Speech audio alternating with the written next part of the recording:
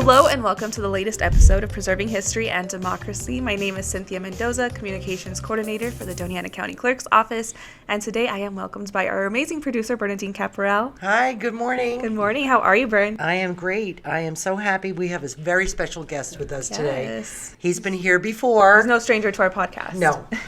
And he's done a wonderful job Yes. every time, so I'm really looking forward to this. We have local historian and general historian Troy Ainsworth with us today. I can't wait to hear about our topic, the flood of 1935. But first, Troy, will you tell us a little bit about yourself and what interested you? Yeah, absolutely, and thank you for having me. Good morning. This is an interesting topic. It's a little bit germane to what we've seen going on recently in the last few weeks, especially in the southern part of Doña Ana County, where Vado in particular has been inundated with high water. Yeah. We've had a lot of rain, and it's dried up a little bit, but still damage has been done, and it's a part of a long pattern of rainfall and aridity. But it just happened a few years ago that I literally stumbled across this particular episode at the very end of August of 1935. Wow. And so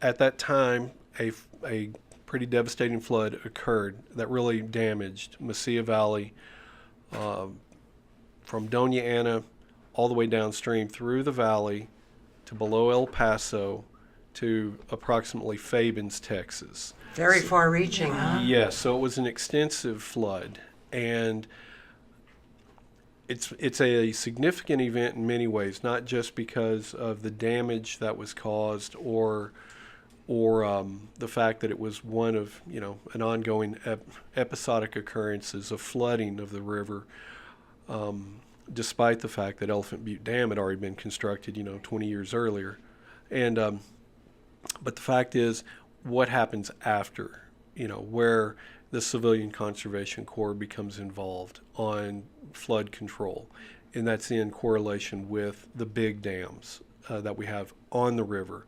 Now we see priority being given to water that is coming off of the Oregon mountains. So instead of just worrying about the river itself, it's the damage caused by intense and heavy rainfall. And so this event is really significant in many ways because it has to do now with long-range planning and emergency response and all the buzzwords that we use 90 years later that were not in vogue in 1935, but that's what was happening. Emergency response, flood control, the whole 9 yards. So it's an important moment in Mesilla Valley history. Absolutely. Can you set the scene for us, what Doña Ana was like back in 1935? Mostly unpaved roads, communication with Albuquerque and with El Paso in particular were by telegraph lines to mainly, very few telephone lines, and very few hard surfaced roads in between Las Cruces and El Paso. The valley was under heavy agricultural use. I think that the land of poco tiempo would be a good way to describe it. It was very much mañana mentality. Yeah. We think of a slower pace of life. 1935, we're right at the first couple of years of President Roosevelt's administration. We have all this federal programming that is beginning, trying to work the nation out of the economic downturn that was so devastating in 1929. So very rural, very cash-strapped. New Mexico was really suffering and relying very heavily on the federal government to employ people for public works projects, and so that's buildings, roadways, canals, all sorts of improvements, but a quite slow pace of life, very much so, and it will be seen in the response to the flood. Yeah. I mean, it's gonna make an appearance, unfortunately. Right? Yes. So tell us about the houses of the time. What were they made of, and what impact would rain have on them? Oh, okay. In 1935, so we're only talking about 50 years. Now that seems like a long time, but we're only talking about 50 years since milled lumber begins to appear in the valley. So earthen architecture, earthen buildings. It's adobe construction by and large. In town and all throughout the valley and on farms and such, the preponderant number of homes are constructed out of adobe blocks and brick. And as we all know, earthen buildings and water seldom play nicely together. And as it will be revealed in a moment, the impacts will be devastating because of the building types and the intensity of this flood.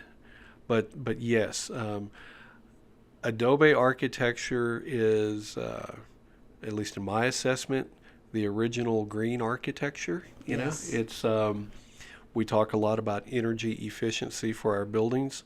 One of the most amazing things is an 18-inch, 24-inch thick adobe brick, and you align them, stack them, put a cover on them after you make 4 walls, and you have created a building that is energy efficient, that does not require heating and cooling.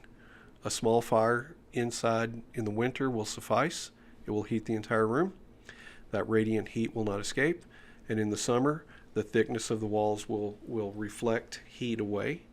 And it would be awful nice if we returned to that premise instead of wood frame. But I digress. But yes, adobe construction in the main. Okay. In the main. Yeah. Yes. Setting the scene. Setting the scenes, as they say in Hollywood. Setting the scene. Yes. So we all know about monsoon season here in the desert. Can you explain what happens when it rains so heavily here in the desert?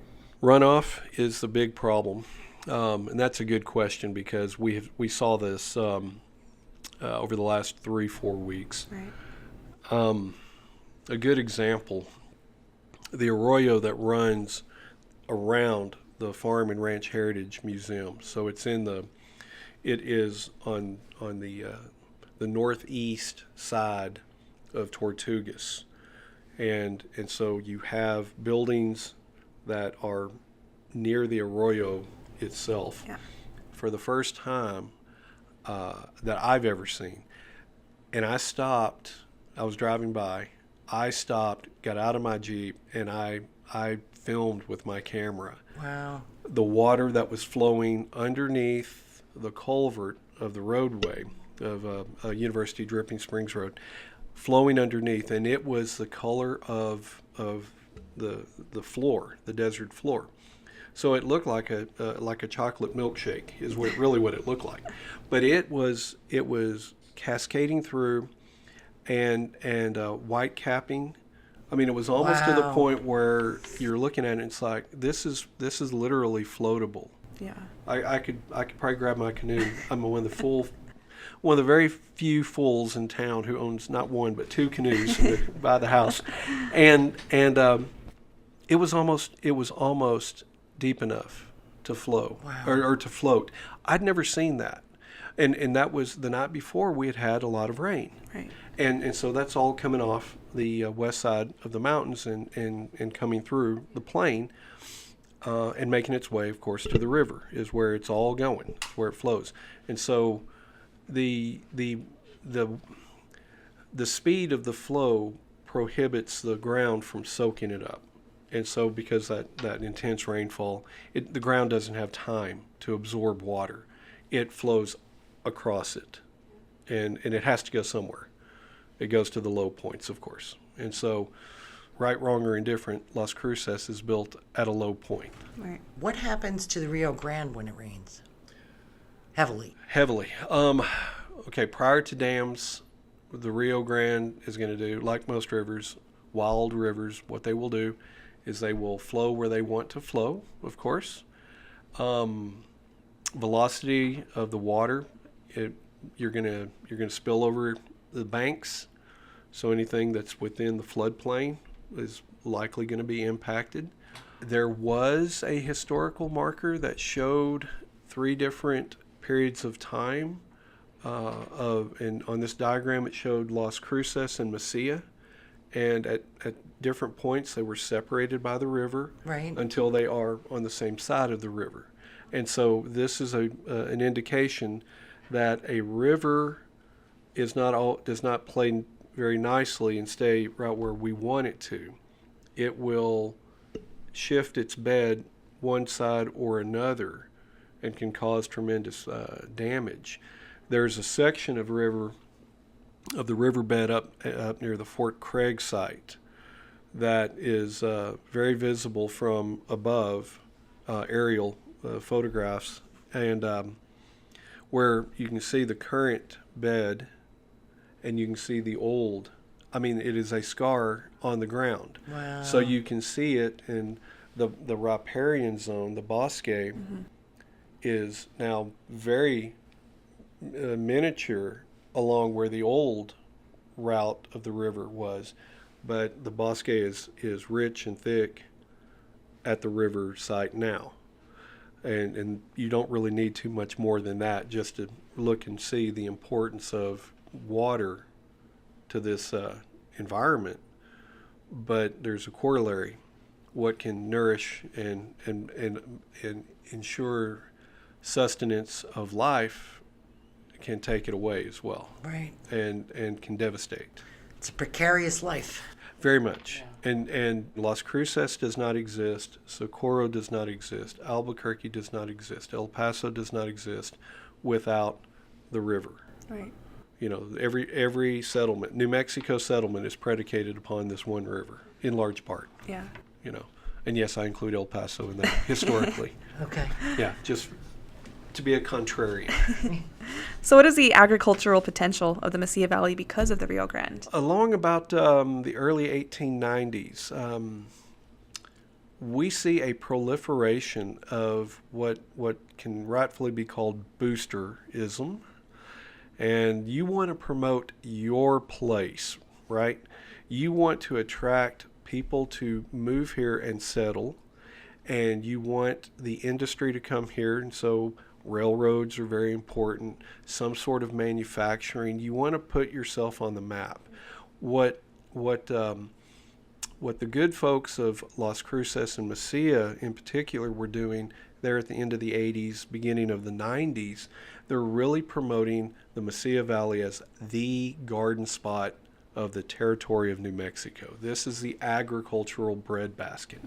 And making these nice allusions to the Nile Delta, the fact that, ironically, the Nile, what replenishes those fields? The floods, right? Right. So all that silt, all that rich soil that's filtered by the river's water and floods those grounds, reseeds, and then all of a sudden they can begin growing crops, including cotton and vegetables. Okay, they're in a comparable environment there in the northern part of the continent of Africa.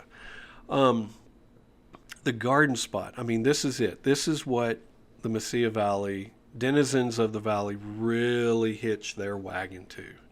That what makes this the ideal part of the territory is we're not the political capital.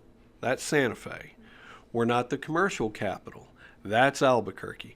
We're not the mining capital, although we have a good claim to it, no pun intended. That's really Socorro, okay?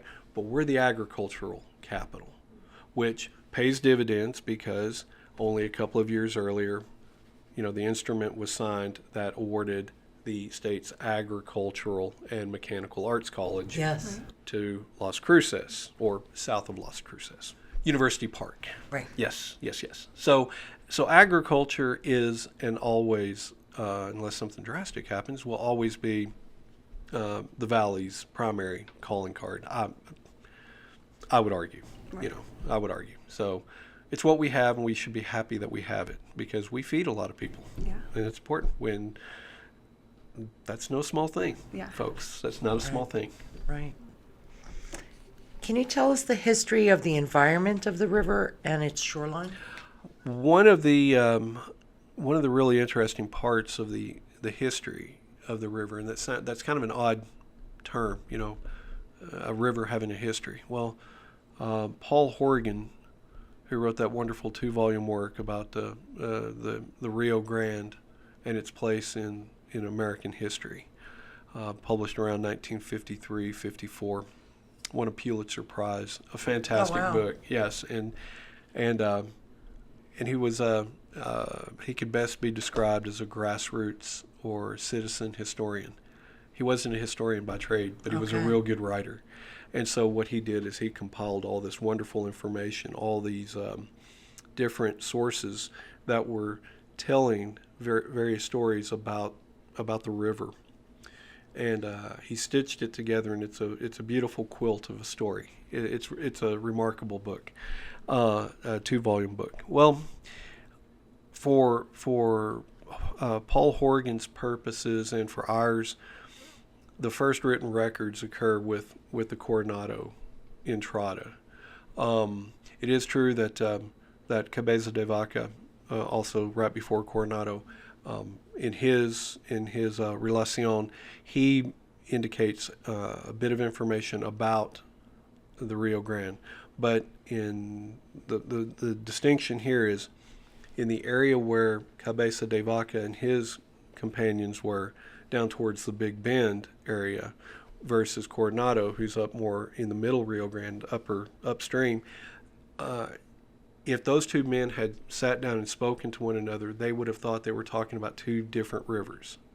They did not realize, it was not known that this river, its headwaters are in Colorado, and it makes its way all the way across New Mexico, all the way between, from the state line to Boca Chica.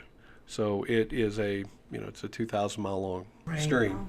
But the historical record beginning in the 16th century makes a lot of references to various aspects of the river. It was running high. It was difficult to cross. We lost several head of sheep, whatever the case may be. Or the waters have gone away. They were just here. Where did they go? Right. And so the Spaniards were not attempting to be environmental scientists, but they wrote really good records by and large.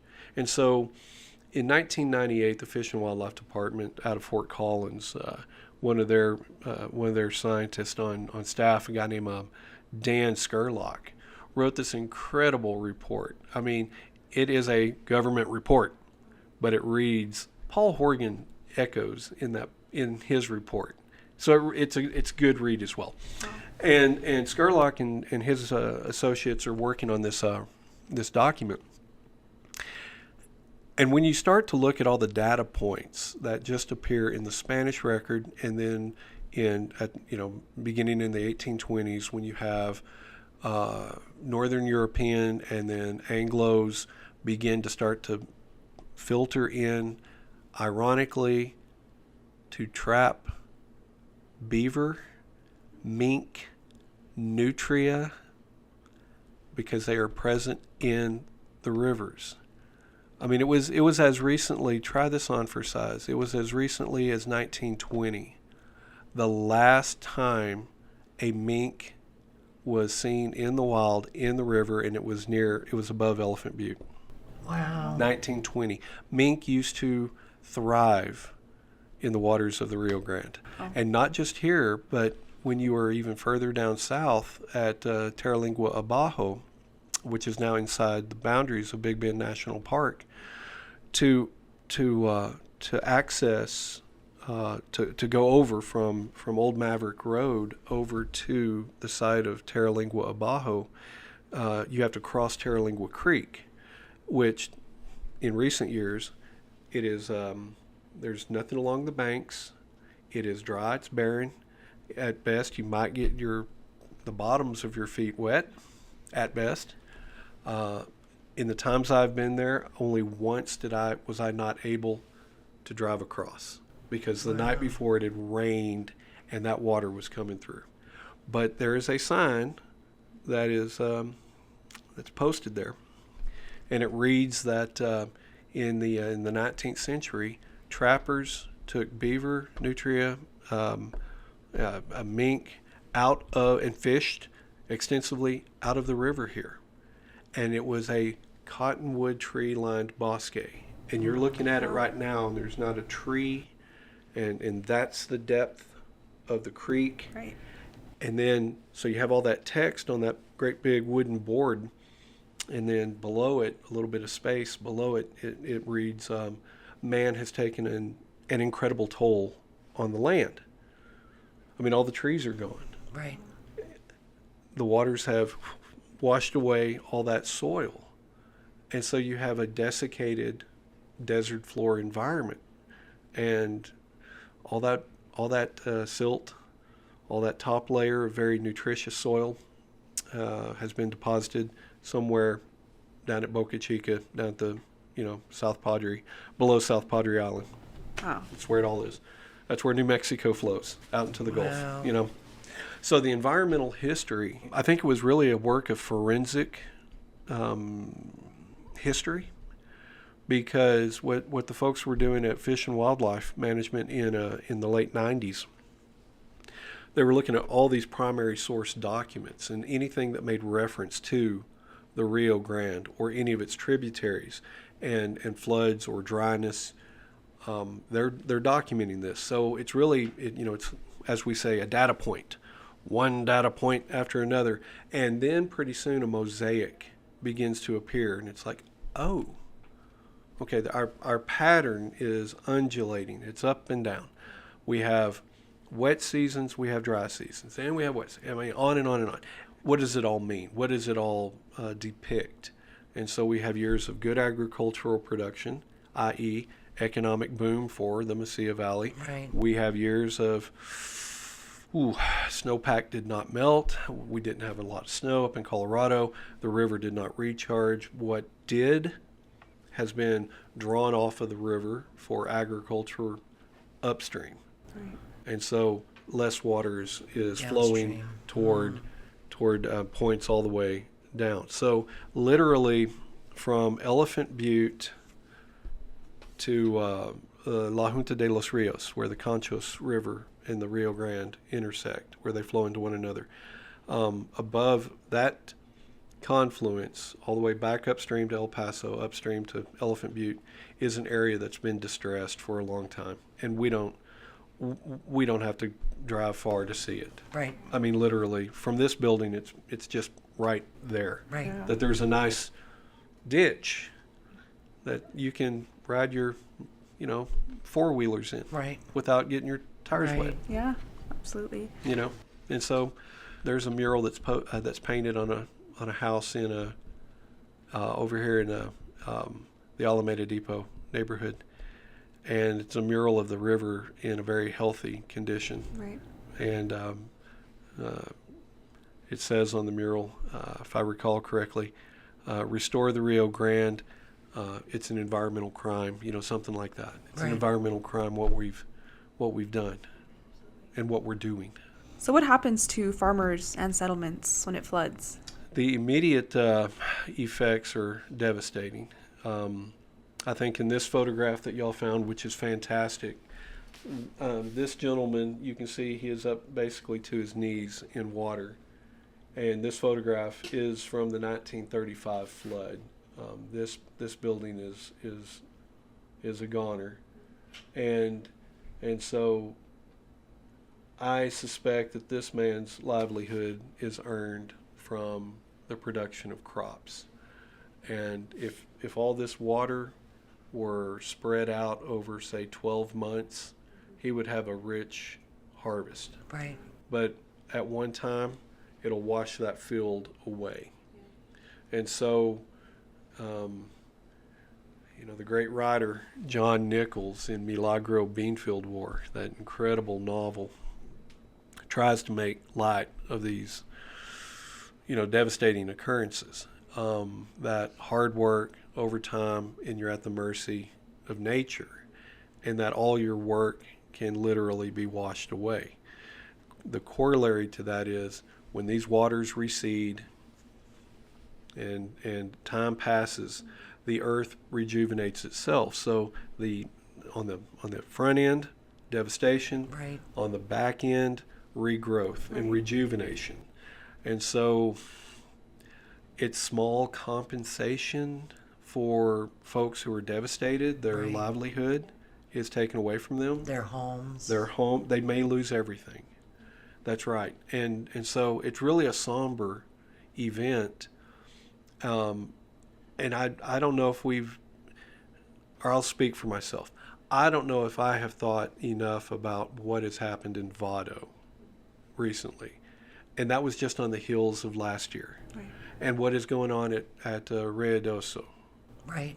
Because recently driving through, about 5-6 weeks ago, driving through Rio, the streets were covered with mud. Right. And that topography, it's kind of hilly right through town. It looked like it was 1898. Wow. No pavement. Wow. And so, and this is a different set of circumstances because of the forest fires. Right. And the soil cannot slow water, and so it picks up velocity and it carries more topsoil with it. And Mother Nature is saying, hey, get off my back. Give me Right. let me breathe. heal. Let me breathe here. Yeah. I'm taking care of you. Take care of me. No, it's devastating. Yes. Yeah. We don't have anywhere else to go. Yeah. Last time I checked. So what did they do about this after this flood? What kind of changes took place? Okay, in this case, change is good. Change is real good. So for the listening and viewing audience, right behind Cynthia, right behind you, right there, and that is fantastic that you found this. What is it? August 30th, August 31. August 31. Okay, August 31, 1935, the Albuquerque Journal. And ironically, of course, there is no edition on that day of the Las Cruces. I looked and looked. It does not exist. Right. Yeah. Because the printing press was standing in about 4 foot of water. Downtown Las Cruces was really devastated. So on this page in particular, this is where the world became aware of what had happened. Here's basically the chronology. Around 11 p.m. on Thursday evening, so 2 days earlier, around 11 p.m., rain begins to fall in the valley. At around 1 p.m., that storm really picks up intensity and does not stop until around 7 on Friday morning. There is a break in the rain, and it begins to pick back up around 10, 11 o'clock. Does not rain very much. However, it's estimated that about 6.5 inches of rain fell in about in that 6-hour stretch of time. Right. So you had a little bit before and you have a little bit after. So let's bump that up perhaps another 3/4 to an inch of precipitation. In this instance, it's not necessarily the river that is causing the flooding damage. It's the Oregon Mountains. All of that water is cascading and flowing off of the western slope. And again, Cruces is in a low point. And so this is kind of a side bunny hop real quick. One of the great questions that I have that I am determined to find out is why Lieutenant Sackett, when he laid out the original town site, broke tradition with almost every settlement around the world, that if you're going to initially build, you build near a reliable source of water and you build close to it. And you can think about places along the Ohio River, along the Hudson River in New York, or if you're coastal, of course, but we can't drink salty water, but at least we have sources of water. In the desert, why are you building miles from the river? How close was the river to the original town site, and what was the purpose there? That's a whole different. That's topic. another podcast. I never really thought about that. Yeah. I mean, because it. Why do you do that? Right. Why? That doesn't make sense. Right. And there's no evidence, to my knowledge, that would suggest that the river was much further east in 1848, 89, 50 than it is today. We know that it moves a little bit, but we're talking several miles. Miles, yes. And an event of that extent would not be undocumented. There has to be something. All right, but anyway, I digress on that. But the thing is, so about 7 inches of rain fall in a very short amount of time. The National Guard, the armory, was used to shelter people. Churches were sheltering folks. These arroyos just filled up, and all that water came into town. Las Cruces was, as mentioned, underwater, 4 foot of standing water. Approximately 500 people were displaced from their homes.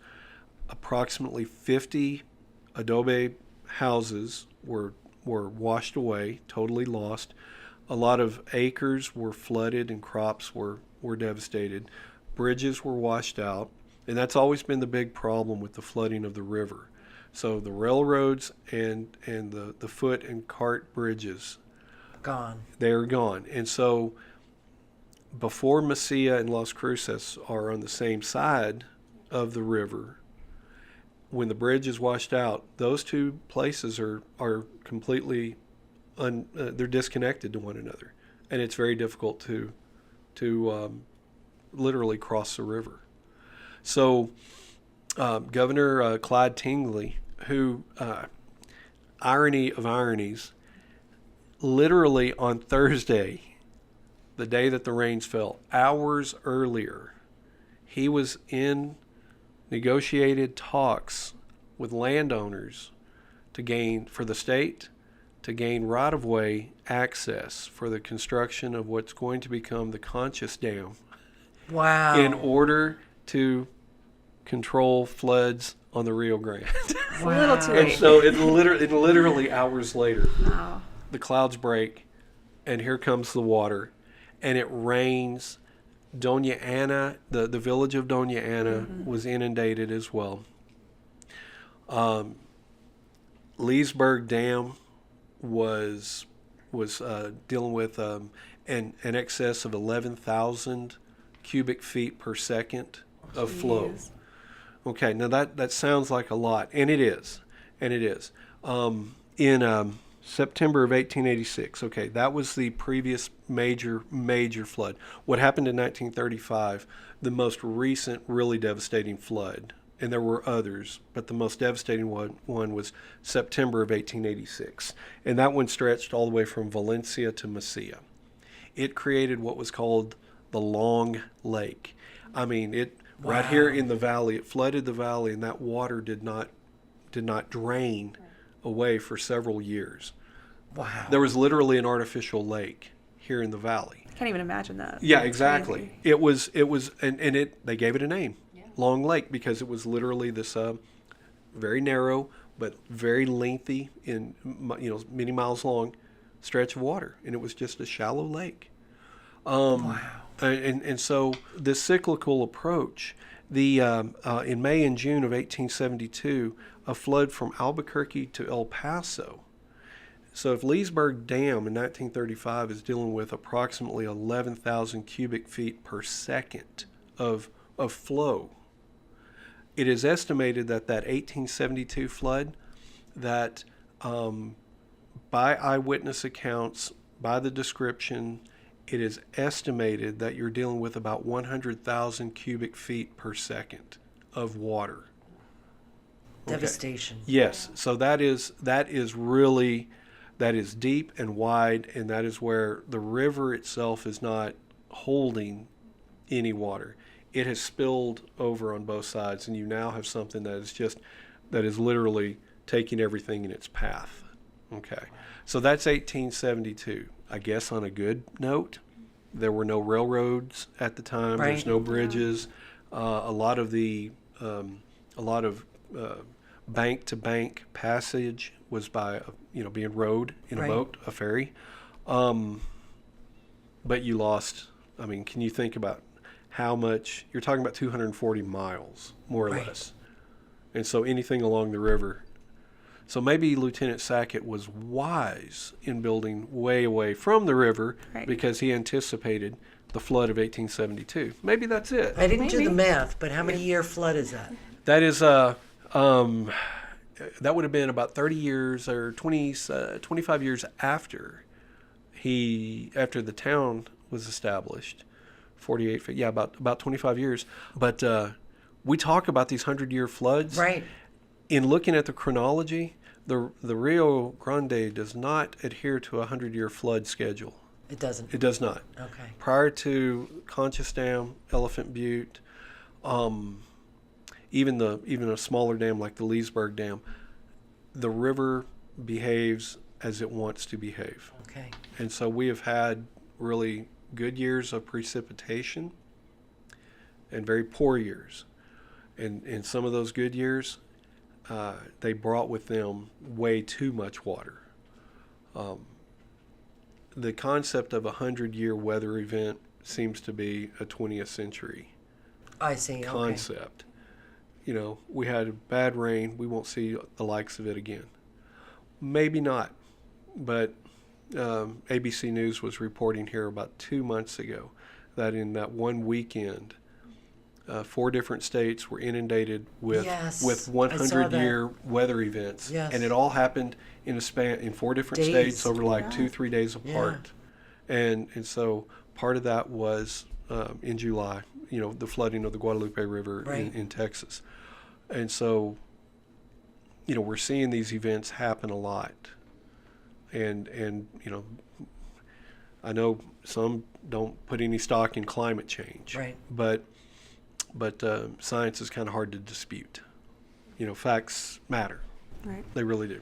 So the 1935 flood, I think in the full assessment, the damage that it caused, in the immediacy, was extraordinary. Property damage. There were very few, if any, lives lost. No, there was. I've read there were 0 lives lost. Right. Livestock, God. okay, there's loss of Right. livestock, Right. of course. The highways, as few paved roads there were, there was still there was standing water on many stretches between Cruces and El Paso. El Paso did experience flooding as well the following day, and east of El Paso down toward Fabens at San Felipe Canyon, a few years earlier, a diversion dam had been built and it washed out. Fabens was caught up in this one flood as well. So to the question, what happens after? So between 1936 and 1939, Civilian Conservation Corps. These gentlemen built 7 different diversion dams that are still visible, they're still in place, and they still do their job. And they differ a little bit in their dimensions and their materials, but they are between the western slope of the Oregons and in the city itself. So in all that open land, including, well, basically from Highway 70 all the way down toward Tortugas, Right. and a little bit south of Tortugas as well. So kind of jumping over Dripping Springs Road and all that. They Bureau of Land Management, or the state of New Mexico, it's on land that they steward, and these dams. And so the effort was positive in the aftermath. But this flood is one of the reasons, the impetus for how do we protect our flank? You know, we're looking at water flowing from the north, but how do we protect Las Cruces' side? Because the Oregons being so high, that water will flow downhill. Hal Cox, who was the son of W.W. Cox, who had the San Augustine Ranch, he was quoted as saying that from his side of of the mountain. Everything below, that is south of White Sands, on the east side of the Oregons, looked like a veritable lake. Wow. So imagine the Tularosa Basin, with sunlight reflecting off Right. water. So all that water flows into the Waco Bolson and of course San Felipe Dam, and it basically, we've got water flowing toward El Paso on the river, and then from Tularosa Basin at Waco Bolson. So El Paso is caught in this, militarily, it's a pincer movement, and I mean, this is devastating, because the Tularosa Basin, even in 1935, so 90 years ago, there was taller grass. You're raising livestock out there. This is Right. This is before it all becomes part of the military reservation. You're running livestock out there. You have wells and the whole 9 yards, but now the basin is flooded. So that water was flowing off of either side of the Oregons. It does have a positive outcome that 90 years later, we are still enjoying. But again, that's small comfort for the people of Vado. Yeah. Right. How can you, it's a delicate balance. You want to control floodwaters, but you don't want to alter the historic flow of water. That's what the environmental scientist will say. You've got to minimize your risk, but water is going to flow where it will flow. How do you stay out of its way? Right. And work in relation with the land versus try to work against it? Because we find out we lose more often than not when we try to dictate terms to how water will behave and how the land will act. We tend to lose. Right. So maybe we have a mixed bag here. Maybe we've got in the aftermath, 9 decades later, I don't know. Yeah. Maybe it's too early to tell. Maybe we need another 9, 10 decades to know. Quien sabe, Who knows? Quien sabe. Indeed, maybe that's the summation of it all. Quien sabe. Who knows? Right. Who knows? Who knows? So you have some pictures, right? I do. I have, in addition to these pictures that we put up, I have some more of the scenes from the streets. I have, that's that one. And can we show these onto Yeah. the screen? Absolutely. Jacob, go ahead Jacob's and- got them. Oh, And here's a vehicle Oh, wow. trying to get down a road. yeah, the standing water is Yes. unbelievable, because it's about Wow. halfway up on the wheels on that truck. Yeah. Yeah. Every one of these properties, every one of these buildings is flooded, probably with a couple of feet of water, easily. And it begs the question, how long it took to repair all the damage. Because Mayor J. Benson Newell immediately announced that he would be asking for federal aid. It was estimated the damage was at $500,000. So That's a lot of money. 1935, That time. $500,000, and the irony is that 2 decades earlier, when Elephant Butte Dam is completed, and it's going to become a reservoir dam, and President Woodrow Wilson was here. They had on a ceremony on October 14, 1916. They had rigged up a little gizmo to where he was basically going to, press the button. Oh, is that right? Yeah, and so the button is going to open up literally gates. the initial gate to allow the water to begin. And it was really touted in the Albuquerque paper that it was going to be such a cool ceremony, because it's almost mystical. He is now the one who is allowing the desert to become the garden spot. Right. And it was a great thing. And so you have all these dignitaries who are present, people from Washington, D.C., and the Senate and whatnot. But there was one fella who was young, standing there, who was really, really, really, really, really responsible for that dam? Herbert Yo. I came across the name. Okay, Herbert Yo. His house still stands over here in Alameda Depot. Oh, is that right? Yep, it sure does. Yeah. His wife was very, very much involved with the Women's Improvement Association. Okay, so, And so- Pioneer Park and Right. libraries. That's right. And her name appears on a little plaque on the front elevation very cool. of the old library building. Yeah, Herbert Yo. He was something of.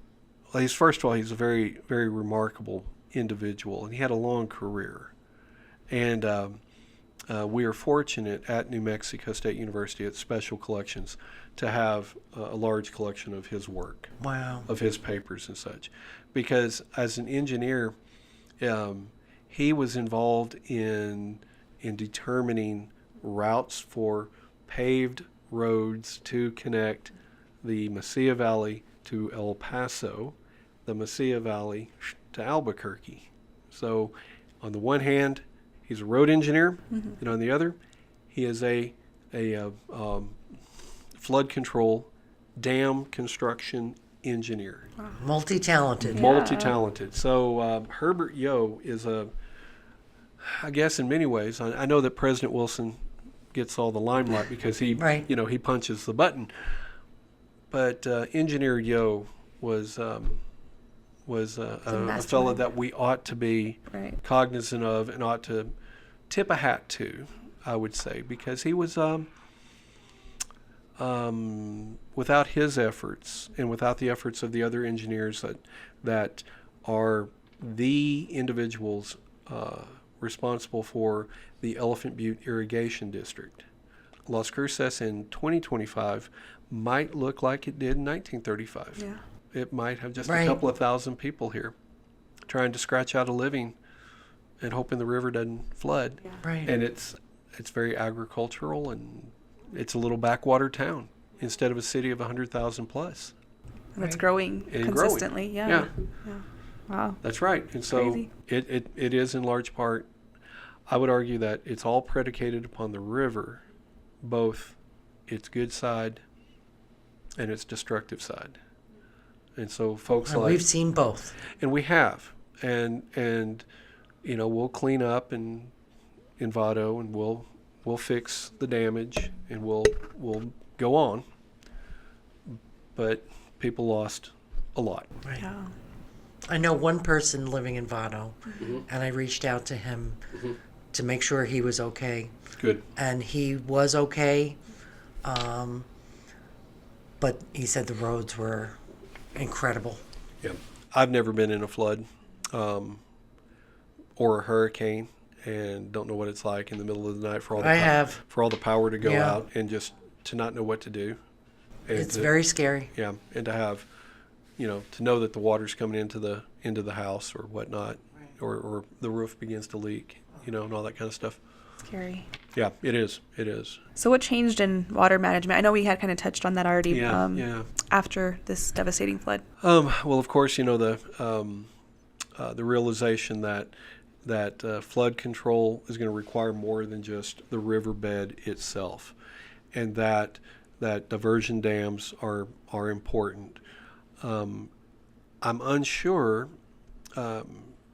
if any attention was paid to La Mesita to the west, because if you kind of do in profile from east to west with Cruces, at the low point, it's like a fiddler crab. You've got the left arm is real big and strong, and you've got this little dwarf arm over here on the crab. Right. Right. But rainfall, of course, will go to the low point. The Oregon Mountains is very prominent. But what about over here on the west side? Right. That water will also flow back down toward the river. To my knowledge, there hasn't been as much or any attention paid over to the west, and that may be for very practical.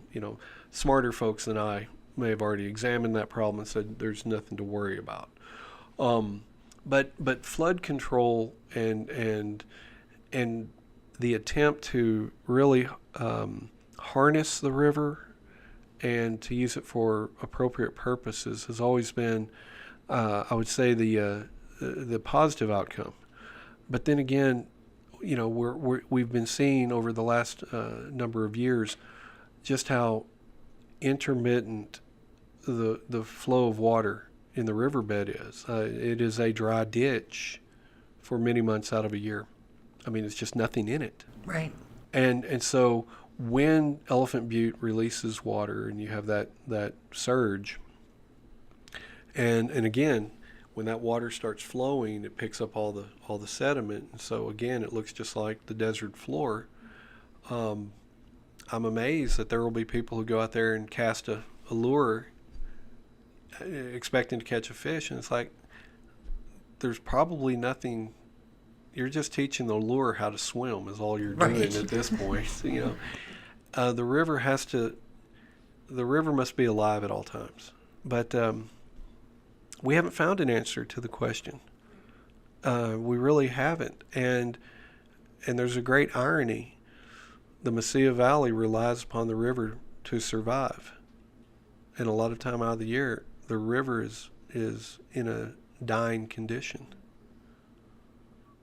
It makes me wonder, what is our plan? Do we have a plan? You know, so that's really the hard question that we need to look at.